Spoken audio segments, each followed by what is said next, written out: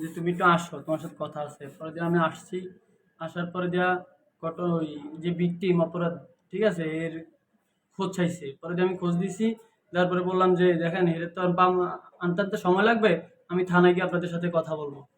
পরে দিয়া ওনারা বলছে আচ্ছা ঠিক আছে। বলার পরে দিয়া উনি আমার কাছ থেকে অনেকভাবে আমার পেঁচায় গোছা ধরছে। ধরার পরে দিয়া বিভিন্নভাবে আমার এমনভাবে পেঁচা ধরছে যে আমার এখান থেকে যাইতে দেয় না, যে এখন নাকি আমার সাথে থানা নিয়ে যাইতে হবে, থানা যাইতে হবে।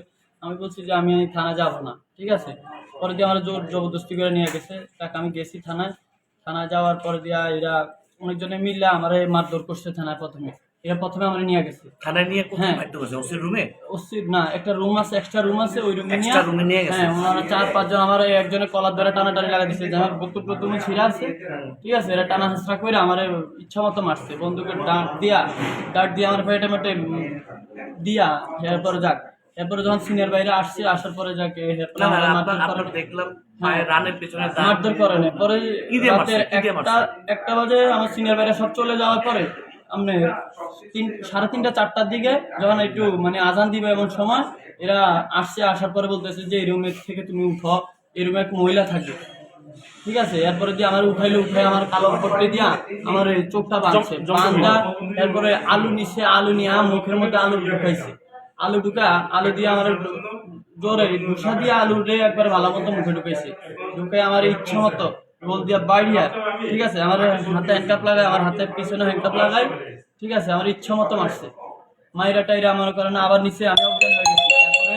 তারপরে চোখে পানি দিছে, চোখে মুখে পানি ডালিয়া দিছে। পানি ডালা দেওয়ার পরে আবার উঠাইছে, উঠাই আবার মারছে, তোরে মাইরা ফেলাম, ঠিক আছে। পুলিশ তোর কি হয় ক, ঠিক আছে, পুলিশ তোর বাপ হয় ক। এরকম ভাবে টর্চার করছে অনেকক্ষণ। এরপরে আমার এই গাড়ি দুটো হয়েছে, গাড়ি দুটো নিয়ে ঘুরে ঘুরে আনছে, ঠিক আছে। ডাক্তারের কাছে নিছে, নিয়ে বলতেছে যে আমাকে বড় অফিসার, ওনার কাছে সব ঘটনা খুলে কি হয়েছে, ঠিক আছে। তোরে আমরা মারছি নি, হ্যাঁ। আমি কি না, এরা আমার মনে করেন অনেকভাবে টর্চার করতেছে, বলতেছে তোর মতো একটা ছাত্র দলে পোলা মারে ফেলালে কিছু হইব না। এরপরে আবার আনছে, আবার আইনা আবার মারছে, মাইরে টাইরে করতেছে যে তোরা আবার মারমো, ঠিক আছে। এরপর আমার ছেলে নিয়ে এরপরে ফালাই রাখছি। খেয়ার পরের দিন সারা আমার কিছু খাওয়া নেই, এক ফোঁটা পানি পর্যন্ত দেয়নি, সারাদিন গেছে। এরপরে দিনের 4টা বাজে আমার চালান করছে।